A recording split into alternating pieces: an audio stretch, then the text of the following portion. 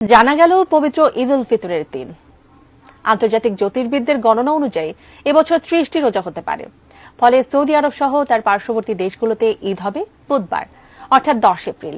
সে অনুযায়ী বাংলাদেশে তার পরদিন অর্থাৎ 11 এপ্রিল ঈদ হওয়ার সম্ভাবনা রয়েছে। আর জানাচ্ছেন সহকর্মী SI রাজ।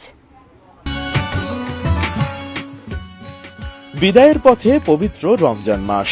বিশ্বের মুসলিমরা এখন প্রস্তুতি নিচ্ছেন পবিত্র ঈদ উল ফিতরের।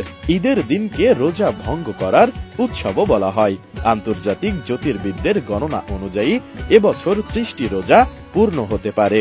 ফলে সৌদি আরব সহ তার পার্শ্ববর্তী দেশগুলোতে বুধবার পবিত্র ঈদ উল ফিতর অনুষ্ঠিত হবে। সে অনুযায়ী বাংলাদেশে আগামী 11 এপ্রিল অর্থাৎ বৃহস্পতিবার পবিত্র ঈদ উল ফিতর অনুষ্ঠিত হওয়ার সম্ভাবনা রয়েছে।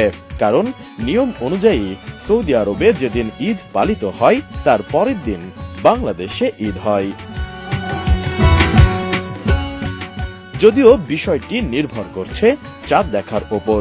চাঁদ দেখার মধ্য দিয়ে ইসলামিক ক্যালেন্ডারের 10ম মাস শাওয়ালের শুরু হয়। চন্দ্র মাস 29 বা 30 দিনের হয়ে থাকে, যে কারণে পবিত্র ঈদের তারিখ জানার জন্য মুসলমানদের সাধারণত ঈদের আগের রাত পর্যন্ত অপেক্ষা করতে হয়। সোমবার অর্থাৎ 8 এপ্রিল মধ্যপ্রাচ্যের দেশগুলোতে 29তম রোজা পালন করা হবে। ওই দিন শাওয়াল মাসের চাঁদ দেখার জন্য নাগরিকদের প্রতি আহ্বান জানিয়েছে সৌদি আরব সহ অন্যান্য দেশ। যদি সোমবার শাওয়ালের নতুন চাঁদ দেখা যায় তাহলে মধ্যপ্রাচ্যের দেশগুলোতে পরদিন মঙ্গলবার অর্থাৎ 9 এপ্রিল পবিত্র ঈদ উল ফিতর অনুষ্ঠিত হবে।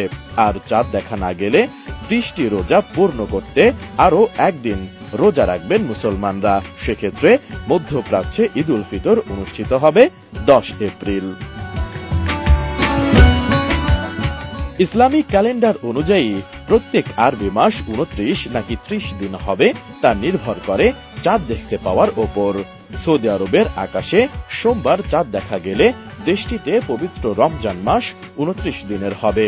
পরদিন মঙ্গলবার দেশটিতে পবিত্র ঈদ উল ফিতর পালন করা হবে।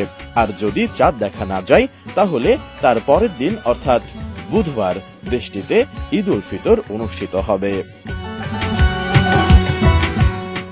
সাধারণত মধ্যপ্রাচ্যের দেশগুলোতে ঈদ অনুষ্ঠিত হওয়ার পরদিন বাংলাদেশ ও এশিয়ার অন্যান্য দেশে ঈদ উদযাপন করা হয়। আর বাংলাদেশের আবহাওয়া অধিদপ্তরও বলেছে এবছর বাংলাদেশে রমজান মাস 30 দিনের হতে পারে।